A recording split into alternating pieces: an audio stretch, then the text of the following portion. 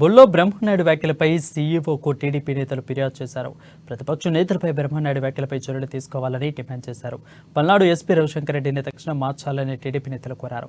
కొందరు నేతలు బరితెగించి మాట్లాడుతున్నారని, నియంత్రించకపోతే రాష్ట్ర వ్యాప్తంగా ఆందోళన చేస్తామని టీడీపీ నేతలు హెచ్చరించారు. ఈరోజు వాలంటీర్లు బలైపోయినారు. మా నాయకుడు ఒకటే చెప్పాడు, బాబు గారు వాలంటీర్ల విషయంలో ప్రత్యేక శ్రద్ధ తీసుకుంటాం, వాళ్ళకి ఎలాంటి చెడు చేయమని చెప్పాడు. మీరు ఎలక్షన్లో ఎందుకు వాడుకున్నారు? అందుకని ఈరోజు ఎలక్షన్ కమిషన్ ఎలక్షన్ టైం అయినంత వరకు వాలంటీర్లు వర్క్ చేయకూడదు అన్నది. పింఛన్లు ఇచ్చేదానికి ఒక్కొక్క సచివాలయంలో 12 మంది ఓటమి భయంతో వైసీపీ పార్టీ బరి తెగించి ఇప్పుడే బ్రహ్మనాయుడు ఏం మాట్లాడాడో ఇప్పుడు ఆంజనేయులు గారు అంతా కూడా వినిపించారు.